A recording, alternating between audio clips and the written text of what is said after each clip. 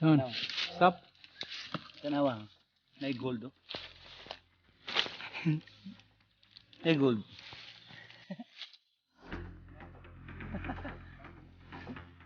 Kita ni mo? May gold. Na ay non-virus. Hello guys, welcome back sa ating channel guys. And for today's video ay meron tayong i-explore guys na isang old tree, isang tugas o mulabi kung tawagin sa Tagalog guys.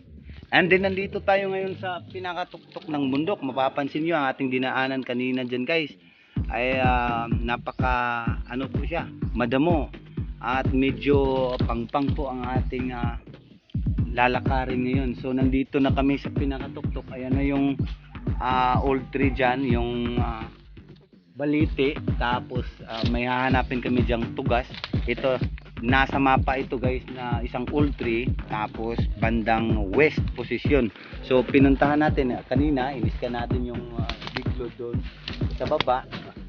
Sa baba mayroong biglo doon na nahagip ng ating PIP visualizer scanner.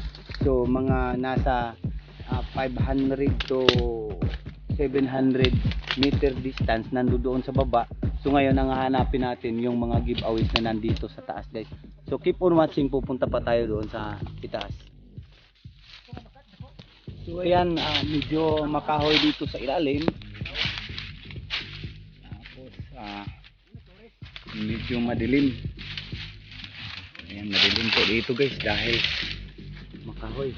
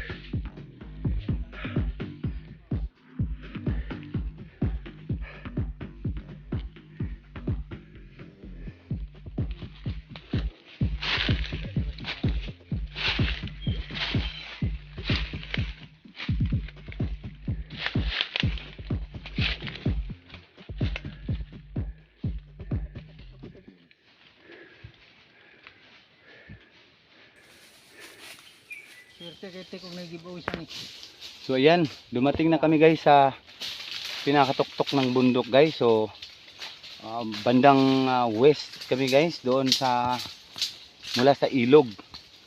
So ito yung kahoy na ito guys, itong tugas mulabi. Ito yung pinakamatandang kahoy dito sa lugar na ito guys, sa tuktok. Tapos hinahanap-hanap din ito ng mga treasure hunter na foreign. So taga ibang bansa, mga Hapon, Koreans. Ayan, hinahanap din itong kahoy na ito.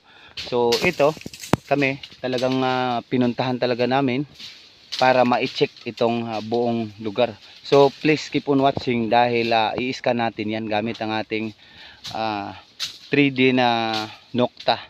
Ayan guys, keep on watching lang.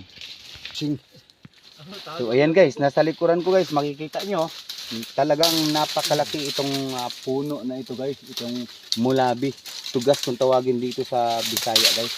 Ito yung hinahanap o ito yung mga prospecting talaga ng mga treasure hunter sa taga dito guys. Dahil naimbitahan nila akong ma-check dito, so tama naman po ang aking decoding ng biglo dito ay nasa ibaba, na-scan ko na kanina na nandoon po yung treasure doon na main load dito guys. Ito lang yung live pointer ng makikita sa mapa guys ng Hapon. So ngayon ang gagawin natin, i-check natin ito gamit ang ating deep hunter. Kung meron tayong mahagip ditong mga giveaways, ay yun na ang magiging magiging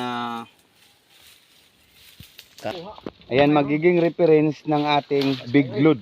So ibig sabihin pag meron ditong giveaways ay yung na-scan natin doon sa baba na big load, ito na yung reference kasi nga sa mapa guys ay mayroong napakalaking puno ng tugas o mulabi ang hinahanap guys.